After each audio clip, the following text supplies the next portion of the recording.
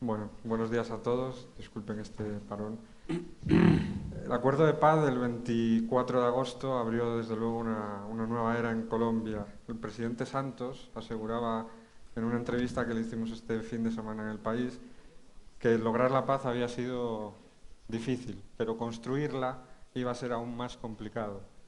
Y a la hora de hablar de desafíos, creo que el primero está claro que es el próximo 2 de octubre, por lo que quería empezar con el doctor de la calle y preguntarle algo que, bueno, si en 4 años ha costado tanto hacer llegar el acuerdo, hacerlo entender, ¿cómo hacer ver en 4 semanas que la mejor paz posible, que es el mejor acuerdo posible? A mí me gustó mucho el enfoque de Diana. Dijo, trasladémonos al 2017. Entonces yo voy a utilizar también la ficción. Y subrayo, esto es ficción. Gana el no. Va a ganar el sí, pero ficción. Gana el no. Entonces se dice que lo que hay es que renegociar. A ver, ¿qué quiere decir eso? Entonces, lo primero que pasa es que la misión del Consejo de Seguridad de Naciones Unidas, que tiene un tiempo limitado y que se basa en un cese de fuego bilateral y definitivo, dirá, yo me voy de Colombia. Los hechos derogan esa misión de verificación. Queda el cese de fuego en las mismas condiciones anteriores a la intervención de Naciones Unidas, es decir, sujeto a las vicisitudes de lo que venía ocurriendo antes del acuerdo final, con las posibilidades inmensas. No es una amenaza. Uno habla de esto y dice, no, usted está amenazando. No, no es una amenaza, pero es una realidad. Yo tengo aquí lo que ha ocurrido durante los 4 años de las conversaciones. Y está claro, dicho por CERAC, que es una voz independiente, que el nivel de confrontación militar después de las medidas de desescalamiento prácticamente llegó a cero. Pero hubo dos momentos de ruptura de ese cese unilateral, y aquí están las cifras. La confrontación militar subió en un 300%, y luego el daño ecológico fue brutal, lo que pasó en el sur del país. Luego, ¿qué es renegociar? Entonces hay que decirle a las FARC, nos volvemos a sentar, volvemos a Cuba, ¿qué pasa con el cese del fuego? Y alguien puede imaginar que las FARC digan, hombre, yo he reflexionado, yo me pido para irme a la cárcel. Ahora sí vamos a renegociar. Quiero irme para la cárcel. Realmente, hombre, ¿de qué estamos hablando? ¿Va a ocurrir eso? Y además yo no quiero ir al Congreso. Yo no quiero participación política. Yo me voy a quedar por allá en los PEDETs, en los planes de desarrollo territorial. El fracaso del no destruye incluso el entorno internacional de apoyo al proceso de paz. Genera una ola de pesimismo brutal. Incertidumbre. Esto es una extensión de la incertidumbre. Lo que yo quiero transmitir es el acuerdo, que es el mejor acuerdo posible, con todos sus defectos. Es lo que hay. Los colombianos tenemos que decidir el 2 de octubre qué queremos. Este es un camino de dos vías, pero ese acuerdo, aún con los hipotéticos defectos que le atribuyen, es certidumbre. La certidumbre es el acuerdo. La certidumbre no es la renegociación. ¿Cuánto? 4, 6 años más de conversaciones en La Habana o en Oslo, ¿dónde? ¿Qué pasa con el cese del fuego? Lo repito. ¿Qué es lo que hay para renegociar? Yo hasta me hago una hipótesis, claro que esta sí es muy arriesgada, es imaginación mía, pero como estamos en el campo de la ficción, ¿qué dirán las FARC si es que aceptan volver a conversar? Hombre, como eso del plebiscito salió muy confuso, ¿por qué no volvemos a la constituyente? Y a nosotros se nos quedaron unas salvedades, la política minera energética, la inversión extranjera, las regalías. Como eso se nos quedó aquí, la inversión extranjera en compra de inmuebles, vamos a una constituyente a rediscutir eso. Y de una vez rediseñamos el país de jauja. Ahora sí, con una constituyente vamos a crear el verdadero acuerdo de paz. Eso es irrealizable. Esa es una ficción. Lo que tenemos es lo que tenemos, y yo creo que el primer desafío es tomar una decisión allí los colombianos. ¿Qué es el acuerdo? El acuerdo es una posibilidad de recuperación del campo. El campo se nos ha quedado atrás en los vagones del desarrollo, es una asignatura pendiente, le conviene a todo el mundo. Es falso que haya riesgos a la propiedad privada. Por Dios, es tal la cantidad de mitos que han circulado que realmente uno se sorprende. Luego, un ejercicio de mejorar la política, de luchar contra la corrupción. El punto 2 de la agenda es eso. ¿Quién en Colombia no quiere tener una política más limpia? Los temas de justicia, ahora el expresidente Gaviria lo tocó muy bien, es un acuerdo extraordinariamente equilibrado, que combina una solución transicional para todos. Esto es lo que no se puede perder de vista. Cuando alguien me dice, quiero que las FARC se pudran en la cárcel, yo respeto eso, es una convicción. Las convicciones no se discuten. Pero bueno, si somos equilibrados, diga lo mismo de otros actores, si no, no vamos a doblar la página de la guerra y del conflicto en Colombia. Es que no hay violencia buena. Lo que tenemos que llevarle a la sociedad colombiana es la idea de que la única fuerza válida es la fuerza democrática de un Estado legítimo. Son todas las violencias las que tenemos que enterrar y por eso la justicia transicional es solución para todos. Luego, francamente, me parece que el camino está servido, es una oportunidad. Yo realmente creo que ahí hay un camino para Colombia que no se limita solo a silenciar los fusiles. Esa es una paz chiquita. Nosotros no estamos pensando en una paz chiquita, es una oportunidad de una paz grande, que se va a demorar una década probablemente, en la que todos los colombianos tendremos que poner nuestro grano de arena. Yo termino sobre todo pidiéndole a Javier que oigamos a Marta Lucía, porque es que me parece que este es el momento de la voz de las víctimas. Y termino solo mirando aquí al presidente Belisario Betancur. Yo recuerdo su campaña. Su campaña decía, sí se puede. Yo creo que sí se puede, presidente.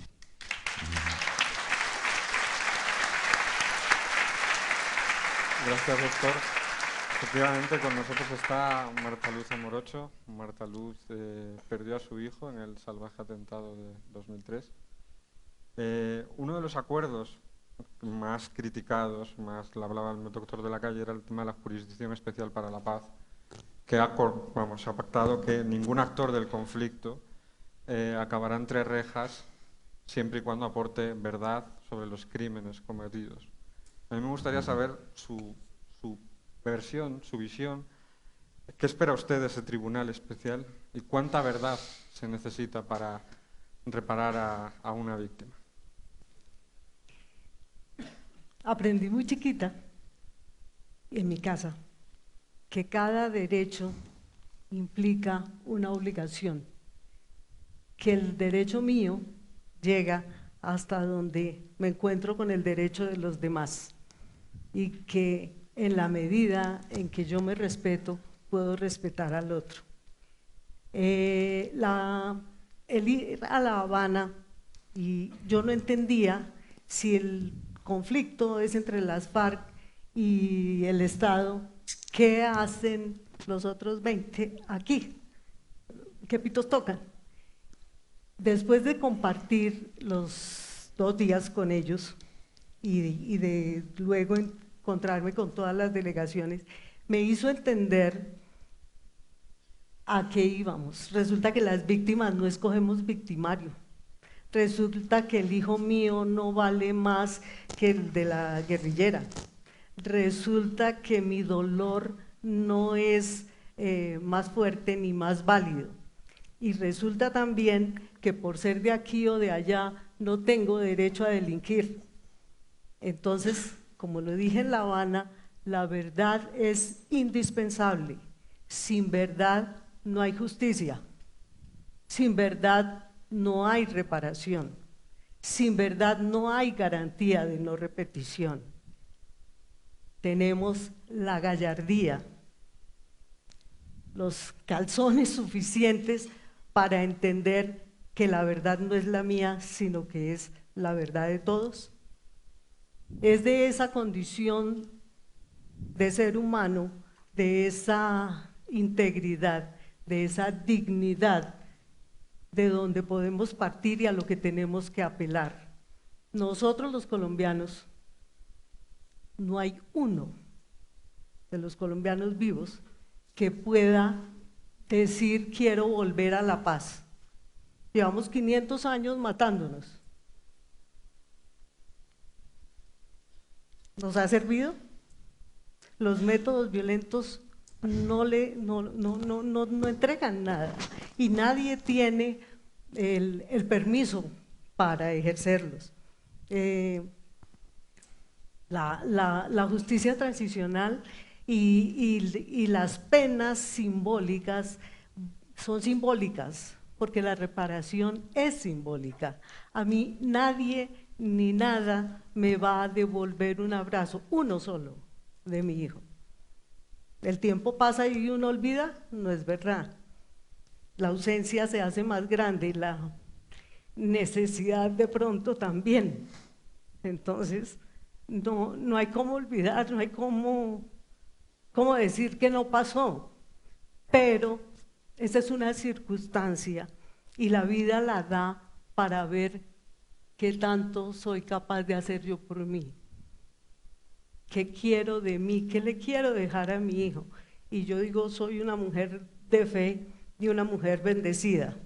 La misma tragedia de tener que salir de cuidados intensivos del hospital militar a la funeraria no da tiempo de pensar en rabias. Tuve la bendición de entender que lo que yo hacía, lo que yo decía, tenía que ser coherente con lo que pensaba y mostraba, porque era el único piso, la única compañía que le quedaba a Juan Carlos. Entonces, obré en consecuencia. Y es lo que pretendo, porque es lo que merecen las generaciones que vienen. Es muy fácil decir, esto está horrible, aquí no pasa nada bueno, todos son unos desgraciados, yo me voy de este país. Muy fácil. ¿Cuántos se pueden ir? ¿Cuántos se tienen que quedar? ¿Y qué estoy dejando ahí? Entonces yo creo que es hora de despersonalizar el evento de cada uno, muchísimo más el que no ha sufrido. Es inadmisible que haya tanto rencor, tanto duelo no resuelto. Yo trabajo pues, a raíz de todo esto con duelo y me doy cuenta, hay tanto duelo no resuelto, duelo personal, que yo mando al general. Y resulta que también aprendí que el mundo no nació ni para consentirme ni para perseguirme. Yo vine al mundo a mejorar como persona y a dejar lo mejor de lo que lo encontré. Es mi legado, mi legado para Juan Carlos, pero es mi forma de honrar la muerte de Alejandro. La muerte de Alejandro tiene que servir para algo. Y ese algo es que ninguna mamá entierre un hijo más por la violencia.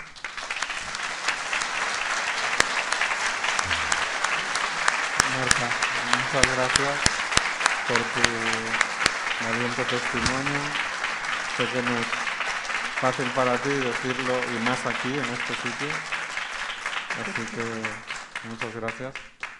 Es aquí, perdón, en este sitio en donde desde el principio para mí fue como una visión especial. Decíamos, murieron 12 socios, 12 empleados y 12 visitantes. ¿Los socios eran estrato 7, 25 todos? No. ¿Los empleados eran todos jefes? No. ¿Los visitantes eran? Pero también murieron 2 guerrilleros. Resulta que ese es el país. Todos somos vulnerables, todos pertenecemos, todos estamos. Y resulta que es del compromiso de todos, es dejar del sí y el no, de los liberales y los conservadores. Resulta que Bolívar y Santander, ya es hora. ¿Será que somos capaces de cambiar la página, de hacer un pare y pensar yo como individuo qué merezco y qué soy capaz de hacer, qué soy capaz de dejar? Porque es que eso que yo merezco tengo que trabajarlo, eso que yo merezco tengo que conseguirlo, no con dolor, con fuerza, con sufrimiento, sino con ganas.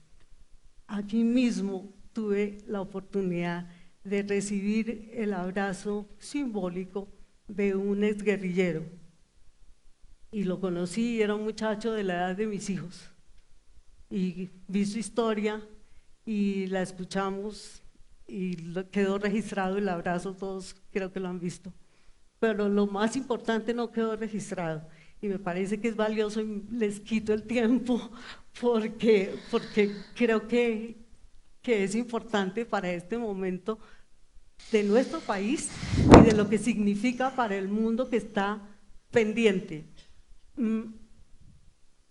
Cuando estamos sentados, subimos al escenario, él me da la mano, yo voy a saludar al padre Darío que estuvo con nosotros en Cuba, me devuelvo y estamos en un sofá de 3 puestos. Regis está sentado, perdido en esta esquina, y aquí está libre todo el sofá. Me quedo pensando porque Dios me regaló ese don y no me puedo sentar como en las piernas de él porque pues no tiene sentido. No me puedo sentar en el otro rincón porque no vine a eso. Me siento en la mitad y mientras nos presentan y pasa todo esto, no sé cómo pasó, no tengo ni idea. Él puso su mano en la silla y yo también. Y único que recuerdo es que nos sorprendimos agarrados de la mano. 2 seres humanos en esa circunstancia difícil, en esos 2 extremos, dándonos la mano y construyendo. Y yo creo que es válido, es lo que tenemos que hacer y eso espero que seamos capaces de hacer. Yo confío allá arriba en esa oportunidad. Gracias, Marta. Sin duda, hablaba de su encuentro con un exguerrillero de las FARC. Otro de los desafíos del posconflicto será el de la reintegración. Para eso, bueno, doctor Alejandro Eder dirigió la Agencia Colombiana de Reintegración durante muchos años, ahora está dedicado mucho más al desarrollo. Yo le quería preguntar un poco cuál va a ser, primero, ese desafío de reintegrar a más de 8.000, 7.000, 8.000 miembros de las FARC, más otros tantos milicianos, y luego también aprovechar su experiencia de cómo se va a llegar, cómo se va a acercar el Estado a lugares, a zonas donde no ha llegado hasta ahora. Vale, pues muchas gracias. Yo trabajé en el tema de reintegración efectivamente muchos años, 8 años. Me desmovilicé hace un año y medio más o menos. Y en el tema de reintegración es un tema muy complejo, es una política fundamental para cualquier proceso de construcción de paz. Cuando hay un proceso de construcción de paz hay muchas políticas que hay que implementar, hay políticas de restitución de tierras, de reparación de víctimas, de reintegración, de trabajar con refugiados para que se puedan devolver. Pero lo que dicen los expertos es que todas esas son negociables, menos la política de desarme, desmovilización y reintegración. Sin desarme, desmovilización y reintegración no hay paz. En Colombia, afortunadamente, digo yo, en este momento, esto no es un tema nuevo para nosotros. Colombia en la última década hemos desmovilizado alrededor de 60.000 personas. Inclusive hemos desmovilizado solo de las FARC alrededor de 20.000 personas. Yo me acuerdo en el 2014, cuando yo estaba pues, todavía en el gobierno en el tema de reintegración, pues ya habían pasado muchos años y parte de lo que hicimos nosotros fue que le dimos oportunidad a desmovilizados para que trabajaran en la agencia para ayudar a reintegrar. Y yo tenía una asesora de mi despacho que era desmovilizada de las FARC y estábamos revisando los números de desmovilizados que teníamos en el programa y cuántos guerrilleros quedaban en el monte. Y en el programa teníamos 15.000 desmovilizados de las FARC y en el monte se calculaba que habían 8.000. Y ella me dijo, doctor Alejandro, hoy usted tiene más guerrilleros de las FARC bajo su mando que el secretariado de las FARC. Y, y eso fue, y tenía la razón, y eso es importante, y lo digo porque ya tenemos mucho camino andado. Una década de camino andado es bastante experiencia, y normalmente cuando un país está a punto de empezar un proceso de construcción de paz o cuando se termina una negociación como acaba de hacer el doctor de la Calle con su equipo, y se prepara todo, se alista uno para implementar lo que ahí está acordado, ese tiempo es muy crítico porque toca correr a montar una cantidad de políticas e instituciones para implementar unas políticas muy complicadas. En este caso, en Colombia, ya tenemos la ventaja que hay un proceso de reintegración, o por lo menos hay un conocimiento, hay un proceso de unidad de víctimas, hay memoria histórica. Es decir, yo lo que creo, lo que estoy tratando de decir con esto, es que yo no creo que ese va a ser el gran reto de la construcción de paz en Colombia. Yo creo que va a ser un reto importante. Vamos a tener que reintegrar a los desmovilizados de las FARC, que van a ser alrededor de 15 o 20.000, calculo yo. Vamos a tener que reparar las víctimas, construir la memoria histórica, etcétera. Pero vamos a tener que empezar a hacer algo en Colombia también que no hemos hecho, por lo menos en mi vida, y es pensar en el futuro, pensar en verdad cómo vamos a desarrollar este país, pensar que el principal reto de Colombia no va a ser más cómo derrotar a la insurgencia o cómo derrotar al narcoterrorismo o cómo acabar con la violencia, sino pensar en verdad cómo, ni siquiera cómo vamos a acabar con la pobreza, es cómo vamos a desarrollar el país, que Colombia dé el salto sustancial pues para ser un país desarrollado. Colombia hoy es un país de ingreso medio alto, lo cual quiere decir que no estamos tan lejos de ser pues, un país con indicadores de un país verdaderamente desarrollado. Yo creo que lo más importante de este momento histórico que estamos viviendo es que nos permite soñar en ese sentido. Creo que es fundamental que en Colombia no perdamos la importancia histórica de este momento. A pesar de lo que piensa mucha gente en la opinión pública, esto no puede seguir siendo visto como un problema político entre el presidente Santos y el expresidente Uribe. Esto es algo mucho más grande que eso, esto es algo que nos va a afectar a cada uno de nosotros y es algo que nos va a cambiar la vida sustancialmente. Aquí todos hemos sido víctimas de las FARC, por lo menos yo también me considero víctima de las FARC. Asesinaron a mi abuelo, secuestraron a bastantes familiares míos. Me tocó irme del país, no solo por las guerrillas de las FARC, sino por varias guerrillas durante más de 20 años. Y hoy pues estos años tuve la fortuna de venir aquí a ayudar a trabajar por la paz de mi país. Hoy yo sentí mucha alegría cuando vi la lectura del comunicado, doctor de la Calle, ustedes desde La Habana, porque para mí eso fue el fin de las FARC. Con esto se acabaron las FARC, por lo menos en aras de la paz digo, se acabaron como organización terrorista, criminal y violenta. Y eso es algo que es muy importante para Colombia y eso pues para mí es un motivo de gran celebración. Gracias, Alejandro. También, sin duda, se ha llegado después de 52 años a un acuerdo con las FARC, pero quedan muchos focos de violencia todavía en el país. Está el ELN, está el Clan Úsuga, neoparamilitares, BACRIM, como las queramos llamar.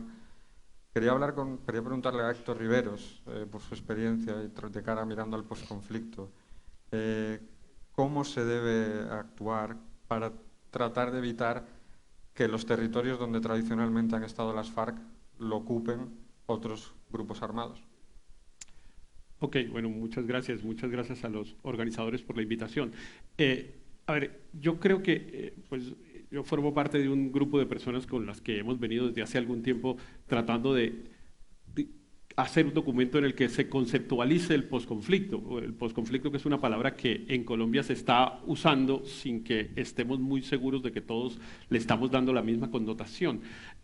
Pero a la pregunta de qué es el posconflicto, pues nosotros hemos llegado a una conclusión a mi modo de ver elemental, pero que resulta crucial ponerse de acuerdo, que el posconflicto en Colombia es generar las condiciones para que no se repitan los ciclos de violencia. Y ahí es donde, digamos, me parece que está la nuez de la cuestión, que entre otras cosas es lo que justifica con sobradas razones pues el acuerdo que logró el doctor Humberto de la Calle y su equipo en La Habana, pero por supuesto también, a mi modo de ver, la participación y el apoyo masivo de los ciudadanos en el plebiscito del 2 de octubre, porque aquí estamos hablando como si ya estuviéramos en el 3 de octubre en el campo de la ficción que nos planteaba el doctor de la Calle, pero estamos en la realidad. En el 2 de octubre todavía tenemos un desafío y enorme en el que hay que meterle un montón de sís, no solamente para ganar, sino para generar un ambiente de legitimidad que sea el que nos abra la puerta. Pero para no meterme,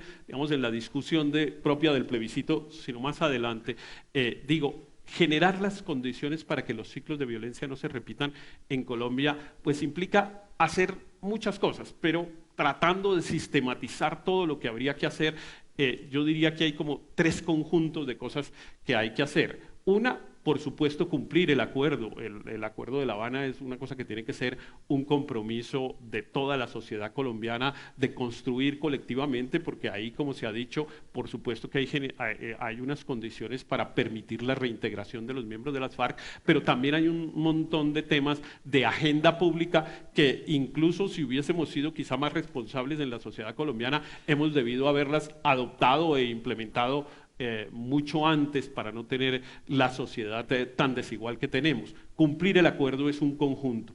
El otro conjunto es, por supuesto, reparar y reconciliar, que es pues toda una tarea enorme que hay que hacer en estos casos.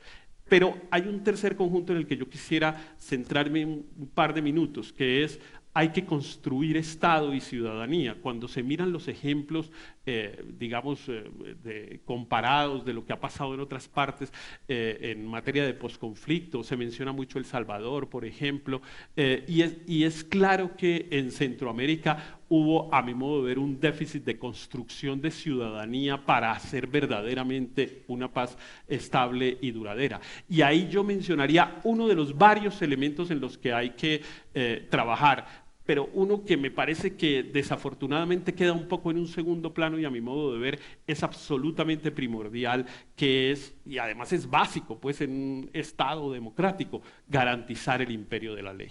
En Colombia no tenemos ni la capacidad institucional, ni la disposición de los ciudadanos para respetar un mínimo de reglas formales e informales básicas que son las que garantizan la convivencia en una sociedad. Y yo sí creo que no deberíamos solamente quedarnos en el foco del tema de las condiciones materiales, llamémoslo así, de la paz y de cambiar las condiciones del campo, etcétera, todo lo cual hay que hacer. Pero si no garantizamos que en Colombia se supere esa especie de manto de ilegalidad en la que todos estamos dispuestos a caer día a día y hora tras hora, pues no vamos a superar la situación en la que hemos estado viviendo durante décadas y sobre todo no vamos a erradicar la base de violencia que hoy tiene unas justificaciones políticas, que puede tener cualquier apellido, pero detrás de cada ilegalidad, detrás de cada CD pirata, detrás de cada cobro de interés de usura que se hace en el llamado crédito gota a gota, detrás del contrabando, detrás de todas esas ilegalidades casi que cotidianas, hay un fondo de violencia implícita o expresa que a mi modo de ver es lo que nos ha digamos, dejado en una situación de violencia que no solamente se explica por el conflicto armado con las FARC, sino por todo ese conjunto de ilegalidad que deberíamos aprovechar esta oportunidad para superar. Gracias. Doctor,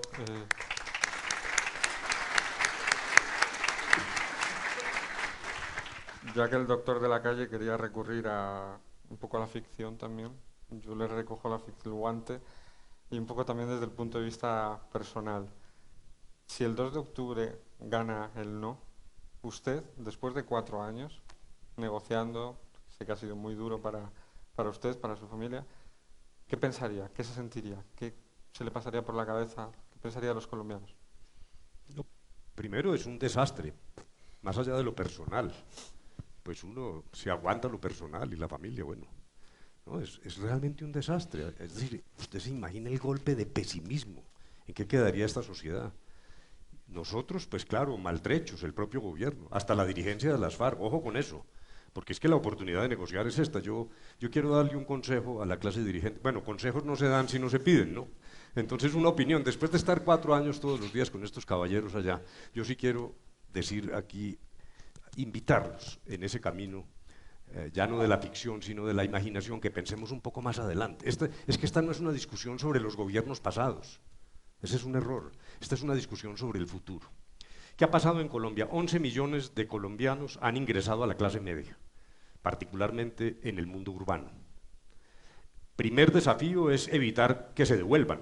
Entonces ahí hay ya un enorme esfuerzo que demanda políticas, demanda fiscalidad, esa es la realidad que tenemos ahora.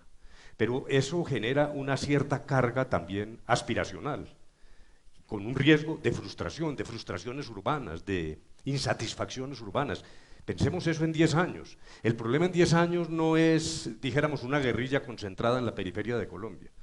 Es que vamos a tener en los grandes centros urbanos masas no organizadas probablemente, pero insatisfechas. Y eso genera para el Estado un enorme desafío, que se superpone a la inequidad a la que se refirió Héctor Riveros. Es que estamos montados en una realidad de inequidad. En el piso de aquí arriba, exactamente aquí, el presidente de un banco me dijo: oiga, hombre, ¿y usted por qué se metió en ese embeleco de La Paz? Yo realmente quedé fulminado. El embeleco de La Paz, claro, se dice fácil tomando whisky en un club social en Bogotá, ¿no? Pero lo que tenemos entonces, un problema de inequidad ya, que tenemos que resolver, y tenemos un problema sobreviniente de una masa urbana creciente insatisfecha. Clase dirigente colombiana, aprovechen la oportunidad, hombre, ese es el negocio completo. Por lo menos evitemos la mezcla de política y armas. Las FARC van a venir, claro, ideológicamente duras. El ejercicio de La Habana no era para nosotros convencerlos sobre las bondades del capitalismo, ni ellos sobre las bondades del socialismo, de eso no se trataba. Se trataba de evitar el uso de las armas en la política. Aquí lo que se viene, yo creo, es una política más ideológica, probablemente más dura. También nos va a obligar a los partidos. Si aquí no tomamos la cosa en serio, este no es un problema de clientelismo. Aquí también hay un desafío para que los partidos se modernicen, hagan su reingeniería y asuman esos retos. Pero este es el momento. A mí me parecería realmente un desastre nacional que permitamos una zona de incertidumbre, la ilusión de que podemos renegociar en mejores condiciones, cuando lo que necesitamos es aprestarnos para una fase de conflicto. El conflicto existe sin las FARC.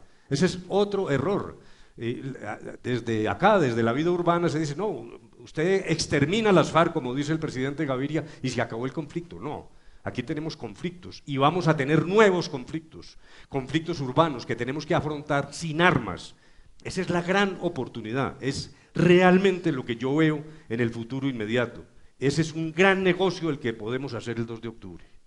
¿Por qué cree que ha sido tan complicado? ¿Por qué les ha sido tan difícil aterrizar los acuerdos a la vida urbana? Bueno, yo creo que hay varios temas. Primero, una enorme degradación del conflicto. En el año 91, siendo ministro del presidente Gaviria, cuando dimos el paso de el acuerdo con el M-19 y otros 3 grupos, yo tengo el recuerdo de que había casi un consenso, por ejemplo, sobre la intervención en política de la guerrilla. Realmente muy pocas voces se opusieron. Recuerdo el senador Polanía, una voz solitaria en el Senado, y siempre no queremos una amnistía. Hubo realmente un apoyo enorme para ese paso que se dio en ese momento. ¿Qué ha pasado de aquí a allá? De allá a acá, perdón, una gran degradación del conflicto, la mezcla con el narcotráfico, el abuso inhumano, inenarrable del secuestro, que claro que tenemos que condenar. A La Habana no fuimos a darle la bendición a las FARC, continuamos condenando lo que ha ocurrido, pero no solo de las FARC, porque es que esa sí no es la manera de hacer la paz. Repito, aquí hay otros responsables que también tienen que afrontar sus culpas y sus responsabilidades. Entonces, primero, una enorme degradación del conflicto que se fue moviendo hacia un encono explicable. Yo entiendo perfectamente que haya personas que digan: yo creo que no se debió hablar con esos señores. Muy bien, pero ¿qué es lo que sigue? Los cálculos que ha hecho el expresidente Gaviria sobre el gasto militar, lo que seguiría en términos de buscar la extirpación de las FARC, más allá del problema ético del exterminio de unos ciudadanos que son portadores de derechos también, así hayan cometido todos los graves crímenes que han cometido. Me parece que hay además, y ese es el tercer riesgo que se vivió en Guatemala, una cierta apatía. Claro, las realidades de un joven urbano de lo que aquí llamamos estrato 2 tiene otras preocupaciones y probablemente ve el conflicto como algo muy distante y no encuentra conexión entre el conflicto y su situación. La conexión es obvia y sí existe. ese niño sale para su colegio, lo matan para robarle un celular. Es probable que ese asesino sea el hijo de un desadaptado del campo que en un proceso de desocupación del campo y de invasión de los cinturones de miseria de las ciudades termine trayendo su violencia originaria a la ciudad. Luego, no hay tal que esta es una cosa lejana por allá, esta es una cosa real, esa violencia se traslada aquí y tenemos que afrontarla toda. Y el gran sentimiento de los colombianos hoy, que es el de la seguridad ciudadana, precisamente se puede nutrir de los recursos que nos van a permitir concentrarnos en la seguridad urbana, en las BACRIM, y en el ELN si no entra en unas conversaciones razonables para lograr también el fin de esa confrontación. Luego me parece que lo que hay es degradación del conflicto, un cierto grado de apatía que es el que hay que vencer. En Guatemala solo acudió el 20% de los ciudadanos al referendo y ganó el no.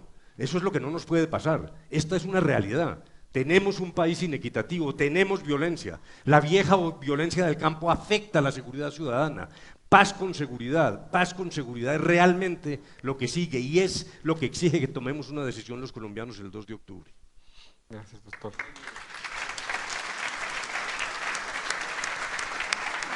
Quería prácticamente casi cerrar este panel con Marta Luz. El presidente Santos decía en la entrevista que le hizo el domingo, y lo ha repetido en muchas ocasiones, que para él las víctimas han sido la gran lección de todo este proceso, que han sido las más dispuestas a perdonar, que han sido las más dispuestas a mirar hacia adelante. ¿Usted por qué cree que es así? ¿Y por qué cree que otra gente que, digamos, no ha sufrido tanto como han sufrido ustedes, no están tan dispuestas a perdonar y a mirar para adelante? Porque es muy fácil mirar la paja en el ojo ajeno y de dejar de ver la viga en el ojo propio. Entonces nosotros estamos acostumbrados a que el niño gateando se golpea y tonta mesa que le pegó al niño. En cambio de decirle mi amor, resulta que las mesas tienen puntas y resulta que existen para bien de todos. Entonces mira cómo trabajas al lado de las mesas. Entonces vivimos de echarle la culpa al otro y de esperar que todo se mejore. En Bogotá decimos un papel más, un papel menos, no se nota. Cuando esté limpio, entonces yo no voto el mío. Si cada uno recoge el suyo, estamos adelantando, pero esa es la parte que no tenemos y a eso es a lo que yo creo que tenemos que trabajar. No es sí o no, es cómo me comprometo, es cuánto pongo, es cómo enseño a los que vienen. Y no enseño de cantaleta, sino enseño de ejemplo, de vivencia. Entonces yo creo que esa es la razón y la invitación y el objetivo. No es la fachada, no es poner el tapete encima del hueco como hemos hecho, sino es solucionar el hueco, porque tenemos que estar de acuerdo, tenemos que revisarnos, tenemos que reconocernos y entender que aquí hemos llegado todos y que hemos hecho cosas mal hechas, todos, y que es entre todos que tenemos que arreglar esos huecos y seguir adelante. Y quizás una pregunta para todos a raíz de lo que decía Marta. ¿Creen que está la sociedad colombiana preparada para este posconflicto, para asumir a 8.000 guerrilleros, más otros tantos milicianos, para recibirlos? Yo creo que sobrado. Es decir, yo creo que 7.000 personas, yo creo que van a ser más 15 o 20.000 personas en un país de 50 millones es una gota de agua en el mar, ni siquiera. También en un proceso o que tengan que pasar por un proceso que nosotros ya sabemos hacer y que hacemos muy bien. ¿Qué quiere decir que lo hacemos muy bien? Y sí digo esto porque yo sé que hay muchas personas que le da miedo que todos estos desmovilizados van a llegar a delinquir. En un estudio que hizo hace un año por ahí la Fundación Ideas para la Paz, encontraron que de todos los desmovilizados desde el 2003, el 76% permanecen en la legalidad, 76% en más de una década. Esos desmovilizados, todos fueron reintegrados a un costo de aproximadamente 5 millones de pesos por persona por año. Eso no quiere decir que se les dieron 5 millones, quiere decir que ese fue el costo de educarlos, llevarlos al psicólogo, darles una plata de mantenimiento que no es 1.800.000 pesos, es por debajo de 500.000 pesos, debajo del salario mínimo. Y si uno compara eso con la cárcel, por ejemplo, porque hay mucha gente que dice, no, es que todos esos tipos hay que echarlos a la cárcel. En la misma época del estudio, se revisó un estudio que se hizo del IMPEC, el costo de tener un preso en Colombia es alrededor de 15 millones de pesos, 3 veces más, y la tasa de reincidencia es del 70%. O sea que por la tercera parte del costo se están logrando resultados 3 veces mejor en sacar personas de la violencia y reintegrarlos a la sociedad. Yo creo que Colombia ya es otro país. Creo que, como decía antes, el reto nuestro, y yo creo que es importante que lo veamos así, no va a ser tanto reintegrar y reparar y construir la memoria histórica. Eso hay que hacerlo, pero el reto, como lo decía el doctor de la calle ahorita, es seguir desarrollando el país, que las personas que han pasado a la clase media no se echen para atrás, que erradiquemos la pobreza extrema, que lleguemos a las partes del territorio nacional para desarrollar que han estado abandonadas durante muchos años, que lleguemos con infraestructura, con oportunidades de trabajo, etcétera. Entonces, no le temamos a lo que se avecina, no se dejen meter temores en la cabeza, que es que toda esa gente va a llegar a delinquir y que no sabemos qué vamos a hacer con ellos y que va a ser terrible. Esta es una gran oportunidad para el país, este es el cierre de un capítulo amargo de nuestras vidas y Colombia está más que preparada para seguir adelante. Marta. Perdón, hace unos meses estuve en un colegio del norte de Bogotá en una cátedra de paz. E hicimos un juego de roles. Aquí están Pedra y Pedro que vuelven a su casa y a su colegio y a su equipo. Bueno, los niños de 9 años con los que estaba trabajando de un grupo, su